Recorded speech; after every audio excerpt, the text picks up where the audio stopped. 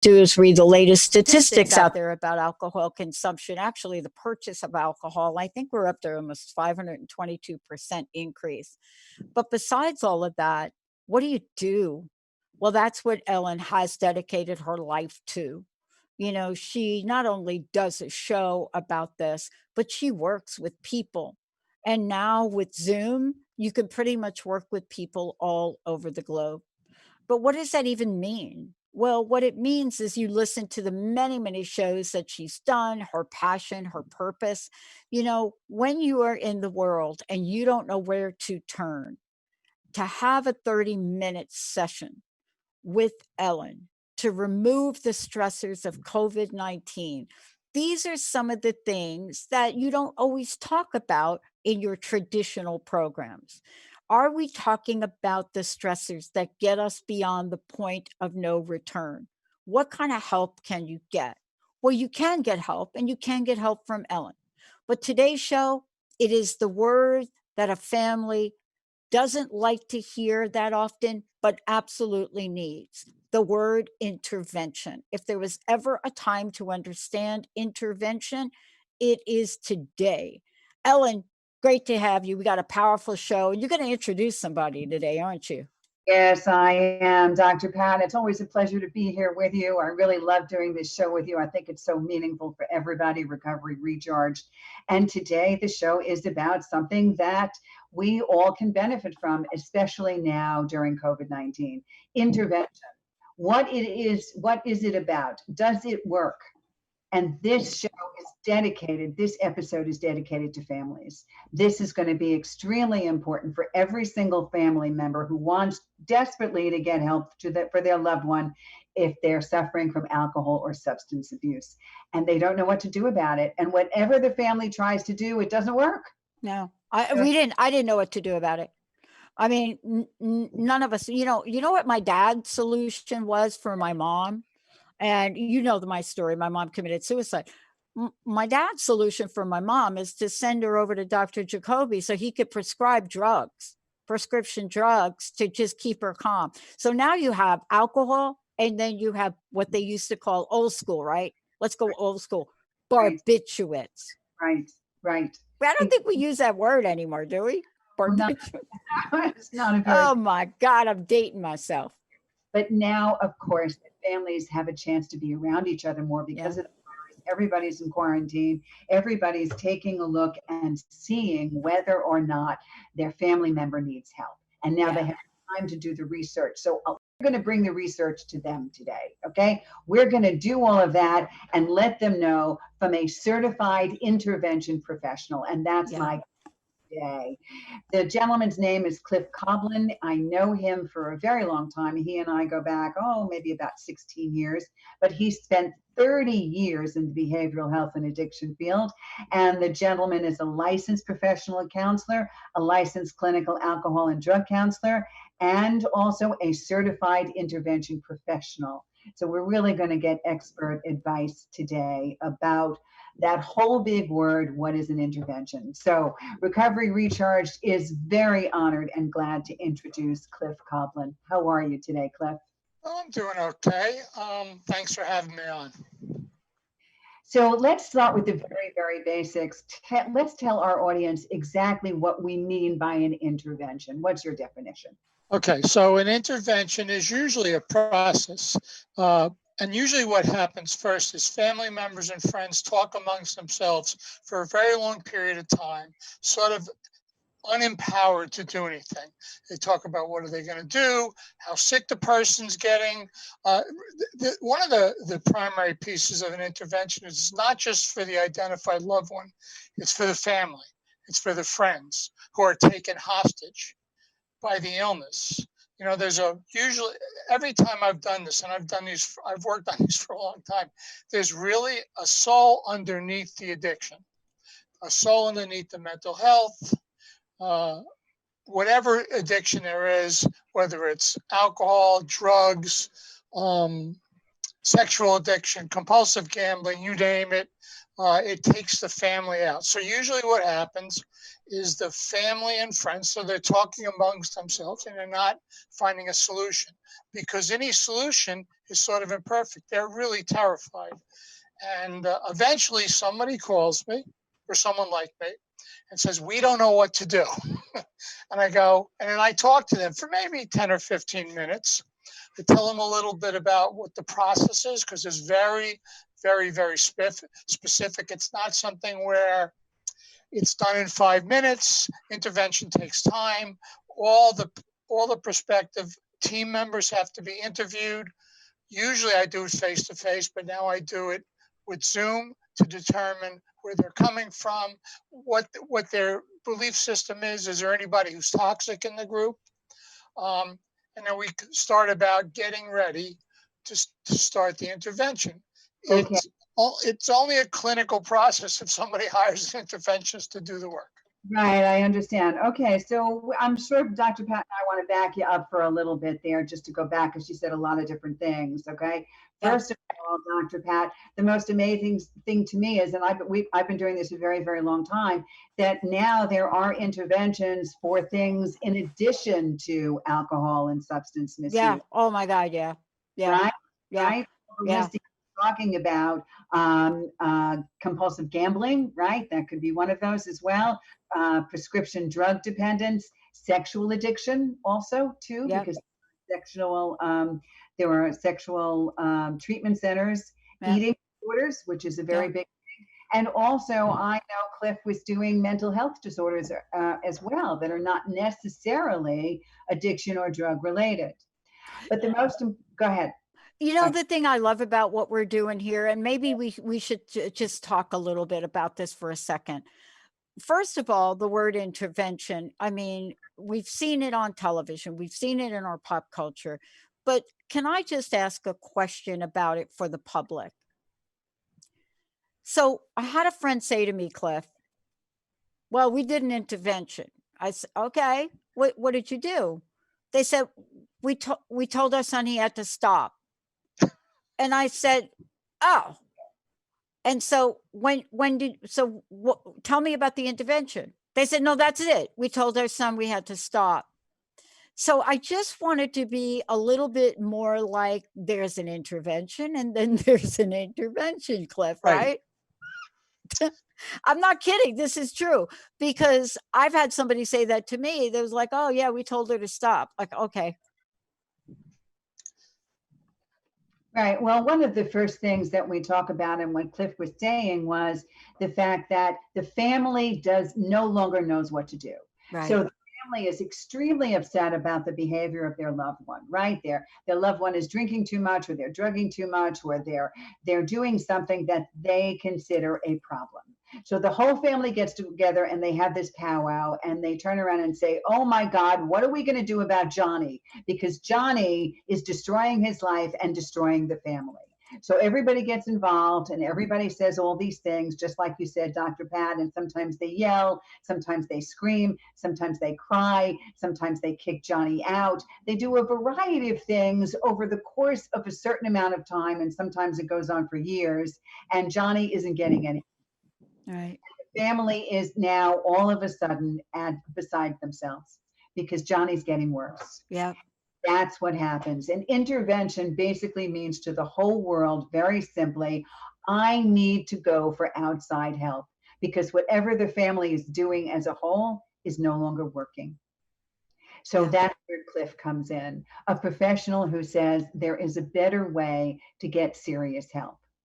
So Cliff, maybe I should sort of clarify what that process is, because so often what happens is I get called after the family has unsuccessfully put together something that fails, because the family doesn't know, what to do. So often I get a call. The intervention process is really, really involved. And part of it is working with the family on their own codependency, because during this dance of addiction or mental health, the family who loves the person keeps stepping over the invisible line. They're afraid. Often the identified loved one will say, if you call someone, I'm going to kill myself. Yeah. You don't Yep. love me. Yeah. You hate me. Yeah. And usually, so the family gets some help in the beginning.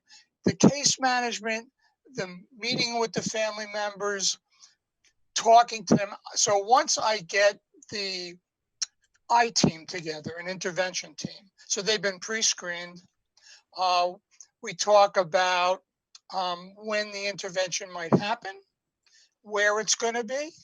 I meet with the family face-to-face first, and then I meet with the family and the loved one on the same day.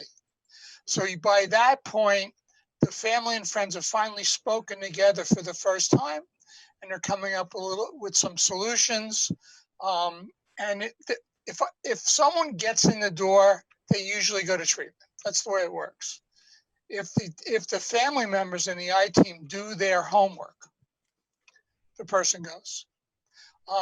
And I have something pending now with a woman who's alcohol dependent. She's got an eating disorder and she's been traumatized. And I'm working really hard to get her and her family together so I can, and this is case management. So what happens, what I do, and anybody that does what I do is there's 14,000 treatment centers in the United States. They all have what they say is excellent care. They're all cookie cutter. And what I do is I sort of work with the family to pick the best 3 options for the family and the loved one. Because if I wouldn't send my daughter somewhere, I'm not sending their child. Right. I've worked with teens, adults. I think I've been doing interventions for probably about 12 years. Before that, I was doing family therapy on steroids, but the interventions is very organized. It's not quite scientific, but pretty much. And if the families do what they're supposed to do and the person comes, they usually go to treatment. Wow. Okay, well, this is a very, very interesting process, and it's a very involved process, but we still, of course, for our listeners, have to break it down a little bit more to make it a little clearer for them to understand step by step what the next event would be. So at this moment, we said that when families no longer can do things themselves, there are certain things that happen in their lives that make it very important for them to seek an interventionist and call a professional. So we have to, out there, we want you to answer the following questions. Do you find that your loved one is isolating or withdrawing from activities that they once enjoyed? Right? Are they isolating? Do they speak or act as though they don't care what happens to them? Do they deny or minimize problems in their life? Is that what you're up against? Think about it. Have they suffered some sort of life setback, such as a job loss or financial crisis or relationship issue? Is their behavior either secretive or erratic or causing you concern? Have they experienced medical complications? Have they been arrested or, as a result of their behavior, facing criminal charges? This is what happens when families can no longer do it themselves. And it's always predicated by some crisis. Don't you think, Dr. Pat? Yeah, I mean, I do.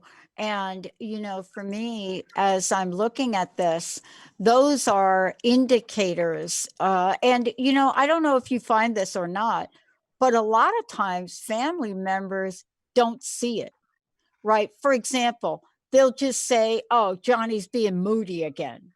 Or, Mary must have had something happen. And I think that what we're trying to say is that,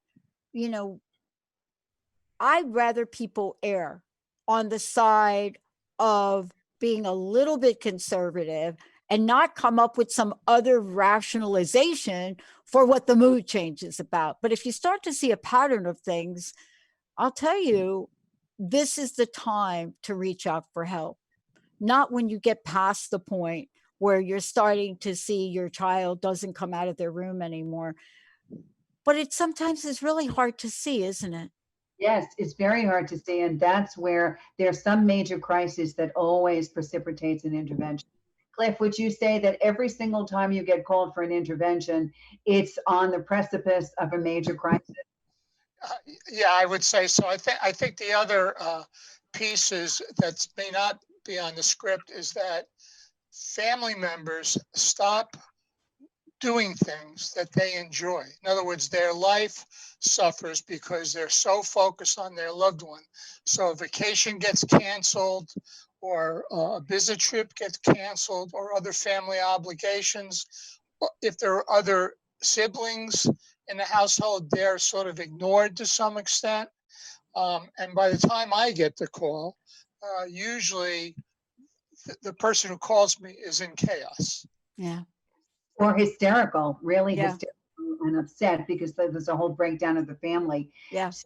So by that time, the family is asking themselves, do I get a professional? Can I do this myself?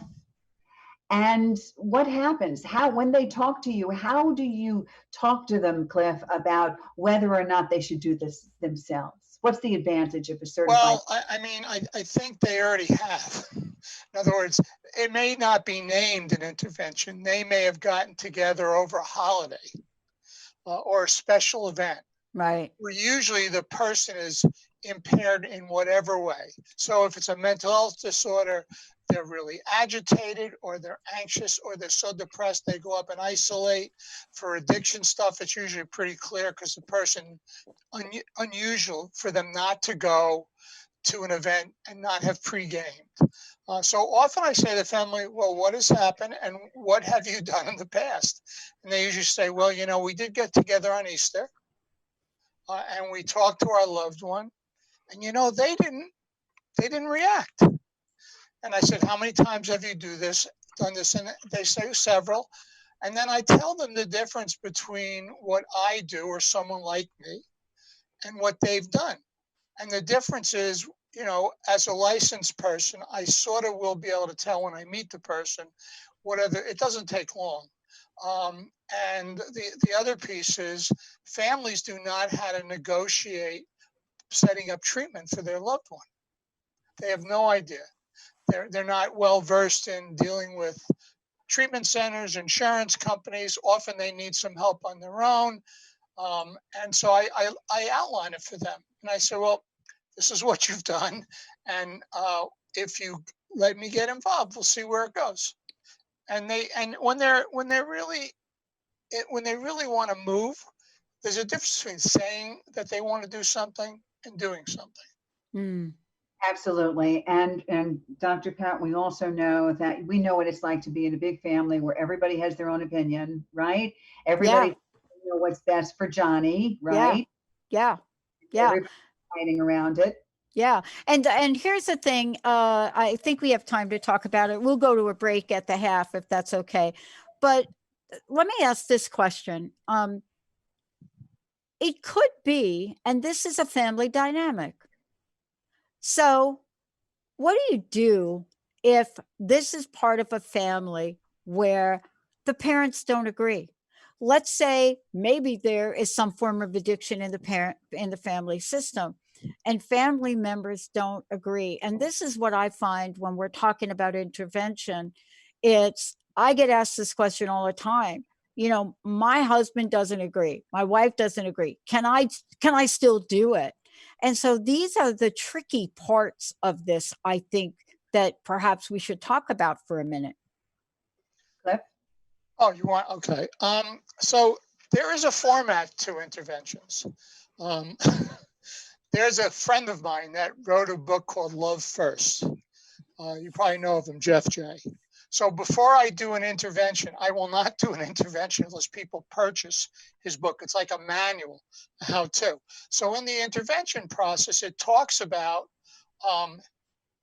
variables like how many people. The reason I do the pre-screens on Zoom is because if I notice that there's a family member who is just oppositional, and most families have other issues. So Johnny may have an alcohol problem, but his older brother might be using cocaine, and dad or mom might be doing some other behavior, but my focus is on John. So if I talk to a family member who is believing that this is a critical point, I will ask them to write a letter and I will remove them. because the decision about who goes on the team is mine. It's not the family's, because if they could have made a decision, Johnny would be in healthy right now. So I sort of set a limit. You know, that's the thing about writing a letter. That's the thing about talking to me and talking. Usually the families will tell me in advance, you know, my brother, he's not going to be supportive. And then I ask them, well, what do you think we should do about it? Mhm. And they almost always say, well, is there a way to politely remove him? And that's my job. And so when I talk to the person, I say, it seems to me that you don't support the critical nature of this. And when a person says no, because they have their own problem very similar, I said, will you write a letter? Because having someone toxic in that family meeting with the loved one Yeah. can turn it on its heels. And Yeah. usually Yeah. everybody else understands. And usually the person that, you know, is sort of, I won't say they're toxic, they have a much different opinion, goes along peacefully. Yeah. And Wow. that means that an interventionist is really a mediator, right, Dr. Pat? I mean, is the one sitting there between everybody else saying, okay, let's get control of this. Let's get Yeah. everybody on the same page, right? Yeah. And you absolutely need it. I mean, look, you're already talking about a scenario where something may have happened in a family. And what did Einstein say? You cannot solve the problem at the level the problem started. And that's why you bring somebody in, because they have one thing and one thing in mind. And it's not about choosing sides. It's not about looking at family issues on one side or the other. It's very specifically to save a life. And to do that through ways of intervention, which give people choices. And they're not cookie cutter. And let's just say this to be clear. This is not a cookie cutter approach. There's no two families that are the same. And if you don't get someone that is skilled and experienced and knowledge and knows what they're doing, then you could be heading down a pathway you don't want to go. And that's why for me, when anybody says the word intervention, there are people that know how to do it and do it well, and there are people that don't. And you need to really seek people out that know what they're doing. Cliff, are there certain credentials for interventionists so we pick and choose the right professional? Are you asking me that question? Yes, I know you are. So Pennsylvania is the only state in the United States that has a CIP, Certified Intervention Professional. No other states do it. You do not have to be certified. Most interventionists are not licensed. Some are. So it can be a bit of a problem. Because sometimes I come in as a second opinion. In other words, someone has contacted an interventionist, and that person tends to do a very quick process. Often treatment centers have an interventionist on staff, but they pretty much do like a WebEx intervention, you know, where they're not live with the loved one. So all the interventions I do are live, they're face to face. So the only thing that limits me now is I'm not getting on a plane to go somewhere. I'll drive. So your interventions are now either face-to-face locally or on a WebEx or a closed situation? Right now, so I've always done the face-to-face because there are things that can happen. Often what happens is the loved one is really defensive, and the first thing they will say is, why are you talking to me? You know, my uncle drinks and we found him passed out. And I will go, well, I'll tell you what, we're here to talk about you. And I will talk to your uncle later once we get you in treatment. So it's done with love. It has to be done with love. You can't walk into a process with a family and go, you son, or I'm sorry. Yeah. You can't walk into a process and be angry. No. With someone because it's ineffective. So that's the first piece, is to be gentle. And if the interventionist and the family have prepped well, it'll get addressed. Because families have problems. You know, they have different problems. However, when the team, so I'm part of the team, I'm not the team. I don't make the intervention happen. I don't force the person to go. They're not committable, or I would have committed them already. I mean, it's just a simple, very scientific process. Sometimes I bring someone with me when it's very large. However, it's usually just about helping the family sort of move along a little bit, Mhm. and to support them. Yeah. Well, one of the things we're going to do, we're going to take a short break. When we come back, I'm sure people want to know, what does the process look like? Does it look like what we get on our pop culture show, Ellen? Does it, what is the event itself? What might something like this look like for your family? Ellen, let's take a short break. Before we do, can we just mention how people can find out more about you, how they can find out about Cliff? Well, so the Association of Intervention Professionals has a website, but it's really under supported. So if one was looking for an interventionist in New Jersey, I'm the only person listed, which is sort of sad. I have a website where I list all the different services I provide. It's a lot of word of mouth. I mean, I've always worked off of word of mouth. It's successful. The family has a good experience. They pass it on. It's still, because interventions are not supported by insurance. It also means that there's no license that goes along with it. It can be a struggle because there's lots of interventionists that are independents. I guess you could Google interventionists, but I'm well respected by my colleagues. And what's your website, Cliff? www.cliffkoblin.com. All right, and that's Koblin with the K. Right. Ellen, what's your website? How do people find out more about you? And when we come back, we're going to take a walk through the site of intervention. But how do people find out about the Pushy Broad from the Bronx? Of course, the only way that they've been doing it for a very long time now, pushybroadfromthebronx.com. You know, I'm here always with Dr. Pat, pushybroadfromthebronx.com. My 800 number, 800-889-1757. I will get you in the right direction. I'll point you towards Cliff or any interventionist that you want. I am also doing free sessions based on COVID-19 stress and anxiety that Dr. Pat talked to you about before. Yeah. Go to my website, pushybroadfromthebronx.com, as always. Thank you, Dr. Pat. Awesome. Let's take a short break, everybody. When we come back, walk with us. Take this journey with us. What is it that happens to get you to the side of freedom? We'll talk about that when we come back. We'll be right back.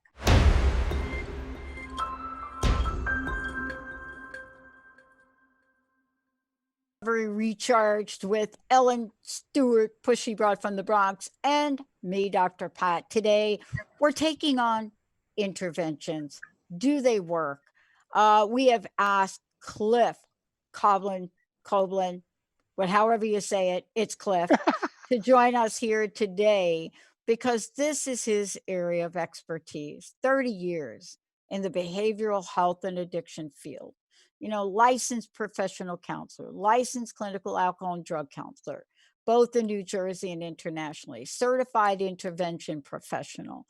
And so this is the person that is right there up close and personal with what it is that's going on in your life, your family, or if you're not in a family, if you are all by yourself and you are thinking to yourself, how am I going to change my life? How am I going to break this addiction? Ellen?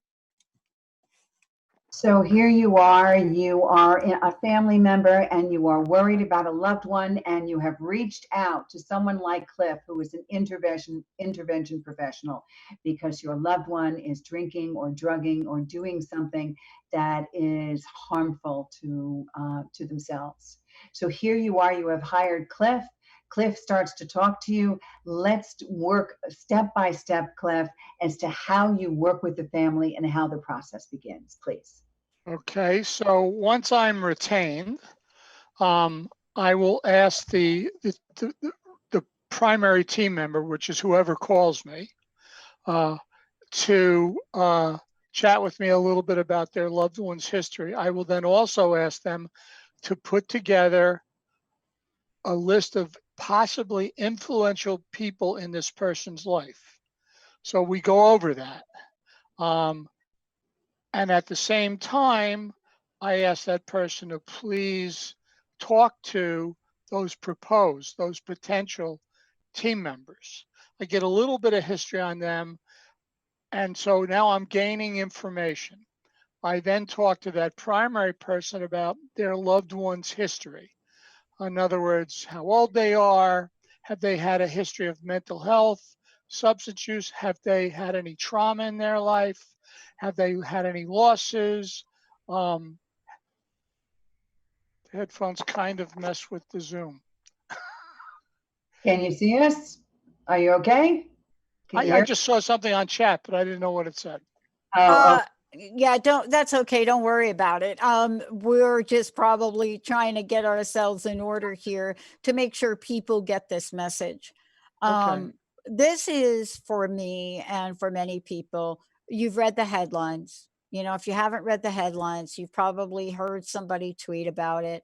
Maybe you got your hands on the American Heart Association news report that talks about the latest study from Nielsen.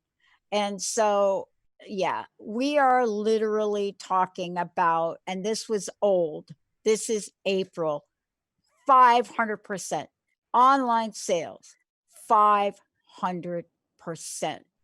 And so, where's all that going, Ellen? Who's drinking all that? What do you do about it? Exactly, exactly. And I know we did that show together, and we couldn't believe it. I know. Outrageous, absolutely outrageous. And so now everybody, especially since they have more time at home and more time together, are deciding that real help is needed and that they can't do it alone. They need a professional. So, Cliff, I always thought of an intervention as a very bad surprise party. How exactly does that work? People think they're going to be surprised and carted away. So it's not always a surprise. Sometimes it's an invitational. Usually the loved one knows. They may not know specifically, but they sort of know. They know that what's going on with them is so detrimental, but they can't pull themselves out of the hole. So there are two basic options for an intervention. They're both very effective or not effective, depending upon who's doing the work. What are the options? For a surprise intervention, the individual does not know that this thing is, there's a little bit of subterfuge. Look, I just have to say this, like, I'm really passionate about this, so you may hear me get sort of all up and over because I understand life and death, and that's what this is. It's life and death. So that being said, and the other piece that needs to be understood is once the team gets together, it's not a guarantee that the loved one's going to show. Right. Because they're in their own little pattern of drinking and using and isolating and whatever else they're doing. So it has to be very patient. So the last one I did, the brother sort of knew. He knew that he needed help. So by the time he got to the site, he was really grateful. And it took about 10 minutes for him to hear some letters. The letters are important because they structure what a family member needs to say. What does the letter, when you ask somebody to write a letter, then I usually go to love first, because the letter starts with what is being seen by the family member now. We've been very close. We're brothers. I remember when we used to do everything together. We don't talk very much. On July 4th, I took you to a family barbecue and you were nodding in the car. I've seen you overdose. overdose, I'm really terrified for you. But the letter structures it so people can read it, because often it's really hard for them to say it. Yes, formulate those ideas. Yes, and Dr. Pat, I know how I know you and I have been through similar things. Have you ever been to an intervention, Dr. Pat? Have you ever been to an intervention? No, yeah, absolutely. And an attempted intervention. And I think those are probably more than often than not. But, you know, coming from a family, and I think I've shared this with you. I mean, it wasn't but a few years ago, my last sister was put in the ground. And before that, my other sister. And then before that, my other sister. And then before that, my mother. And then before that, my mother's suicide. So, you know, what part of intervention works? So what we know today, and this is a comment from me, what we know today is that the interventions, how should I say it? Back in the day, when people would go into hospitals and they grab people and they'd say, I can help you, back in the day. We are in a very complex and sophisticated world today. This is a different world. This is the world that your drug dealer with a text message can deliver the drug of your choice to your doorstep. So we're living in a different world. And this is the world where we don't have necessarily the time. So interventions, I believe, are more powerful today. But in the end, the bottom line is this is to save lives. You know, when you get to the point where you're having an intervention, there's something going on. And I've been part of mental health, involuntary, and sometimes that is true. Sometimes those things happen. But there is a process in place, from my perspective, where steps are followed, and every step of the way has one goal. Can I save the life at this step? Can I save the life at this step? Can I save the life? Can I save the life? And if you cannot save the life that day, is there something that somebody heard that might save that life tomorrow? So that's my simplistic view of intervention. Absolutely, and not minimizing it, either of you, not you or Cliff. It is a question of life and death, because when it has gotten to this point and a professional has to be called in, it's because it has risen to a situation where life and death is the number one thing they have to worry about. So, Cliff, so here we are. You have asked the family to write letters about how they are reacting and how their situation, from their personal point of view, how they are suffering because of the behavior of their loved one who is getting themselves involved with alcohol or drugs to some level. So I would be writing a letter saying, I see what you're doing and how it's hurting me and how it's affecting me. So that's what you're saying, a very personal letter. Partially, and how they see it affecting the loved one, because the loved one may be sort of aware, but they're not completely aware. And so, you know, they're drinking and or using, or they're really depressed. I mean, they come to the intervention the way they always come to life. They're always drinking, they're always using, they pregame, they're terrified. And there's another part of the intervention letter that's separate, which is called a bottom line statement. And the bottom line statement I say to families are, you need to say what your bottom line, because the first part of the letter is they say, we want you to go to treatment today. There's a car service waiting for you, your bags have been packed, and you're going this afternoon. The other part is if someone is not willing to go, the family member may say, well, my bottom line is that you cannot be at our family functions until you're in recovery. Or I'm not going to drink with you socially anymore because I now realize that's dangerous for you and for I. So it's pretty complete. Yes. And practice that. When you say bottom line, that ultimatum, there it is, that's life or death. So initially is it, and this is what everybody has to know, an intervention means there's going to be an ultimate goal of now this loved one is going to get formalized treatment, like you said, in the car, bags packed, ready to go. And this is something you helped the family with before. Is that correct? Like you said, finding the right treatment center. So the reservation was already made, the payment is in place, and everybody knows where this person is going, of course, except for this person. And then they say, here's your bags, here it is. And you also facilitate taking them to treatment as well. Is that correct? Is that part of what it is? I usually don't, but there are some of the treatment centers that I work with, which are out of state, provide sober staff to fly or drive with them. There's a liability issue if I take someone in my car and they jump out. Right. They're bonded in a different fashion, but I have pretty close relationships. I know from the moment that someone leaves, I get a safety call. Treatment center calls and said, she's in or he's in. And then when I transfer them from detox to the residential, I get another safety call. The other piece that I need to underscore is that when I meet this person, I sort of transition from an intervention professional to a therapist. And there's never been a time yet where someone won't say, I will sign the release. I want you involved in my treatment because I have no idea what's going on. And that has worked very successfully. The bottom line statement is something that the family member says, but has to stick to. It does no good to make a promise or a threat if the family member is not going to be able. It could be something very subtle. It needs to be something. And that's why we do all this prep work. And I meet with the family live before. We talk about things like who's going to go first, who's going to sit next to the person, who's going to read their letter first. It's sort of sophisticated.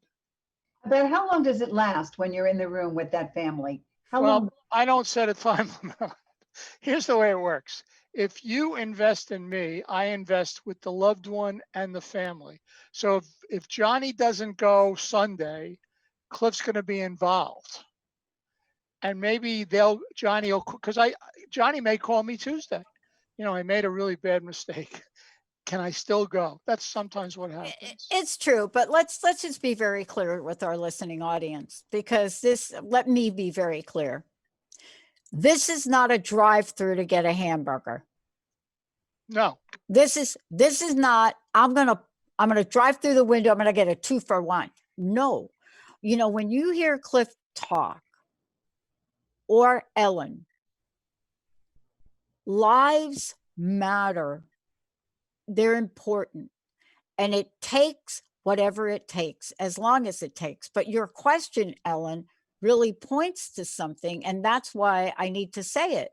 Because and I know that people are shocked that communication actually takes a little bit of time.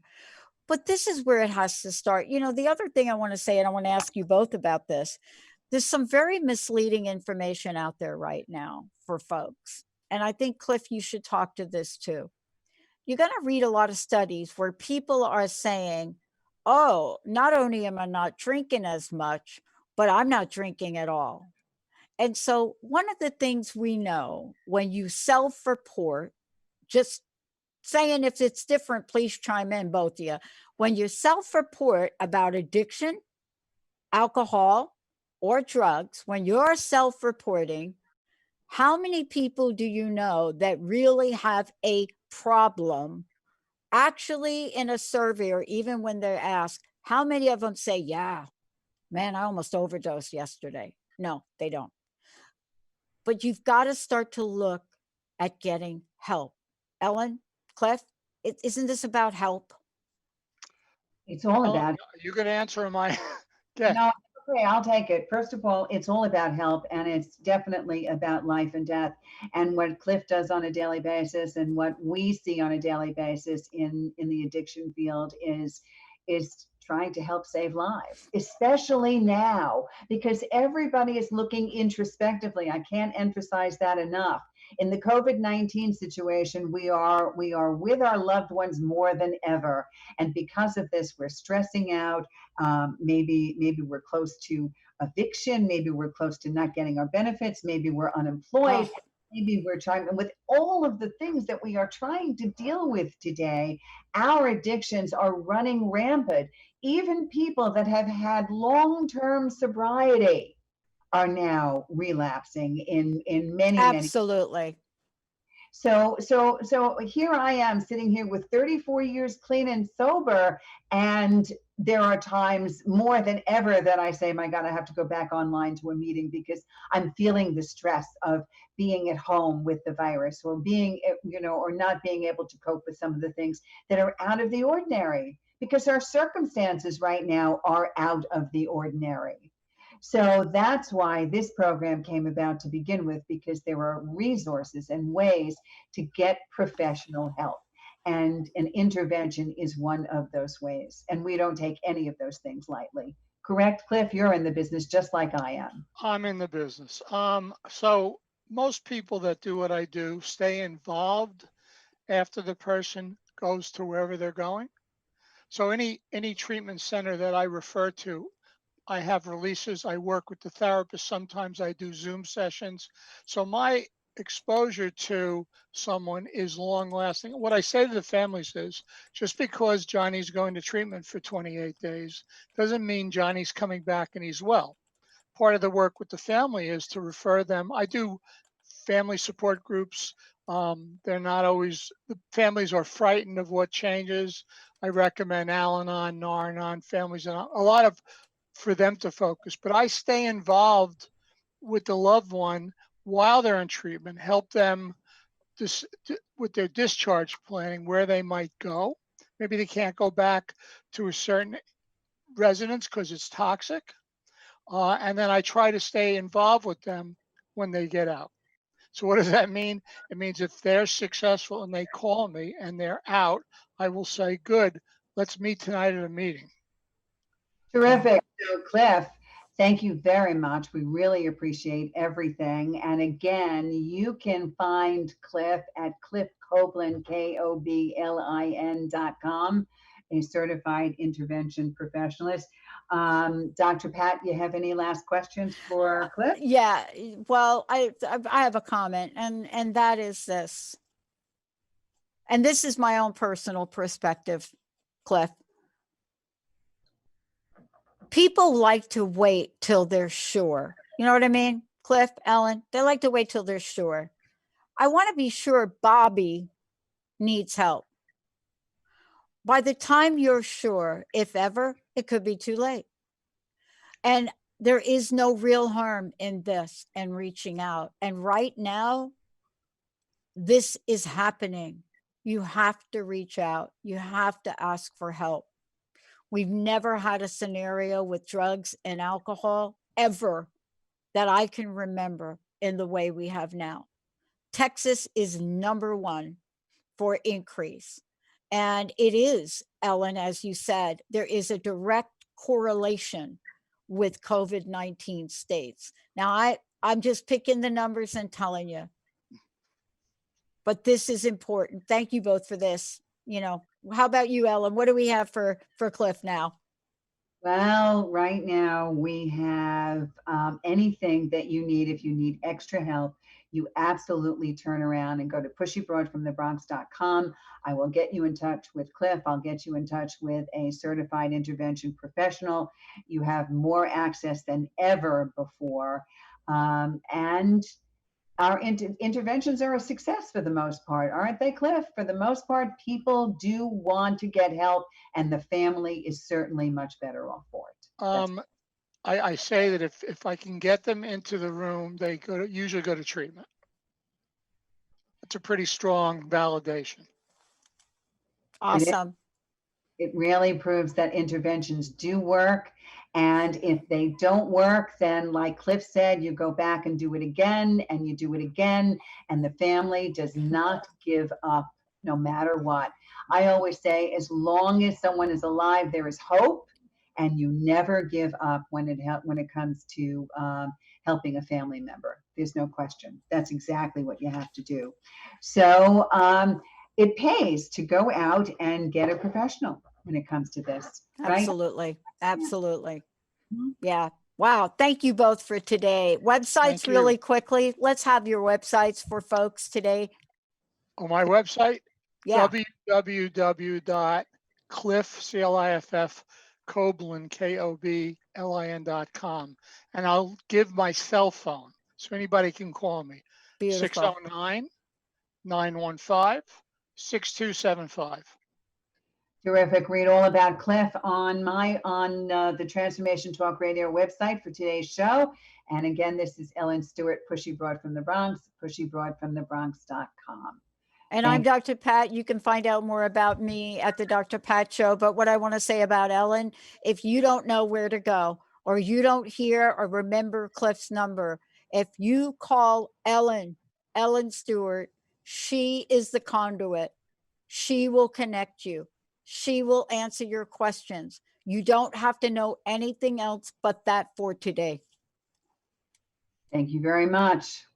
All right, everybody. We'll see you next time. Thanks, Ellen. Thanks, Cliff. You're welcome. Bye.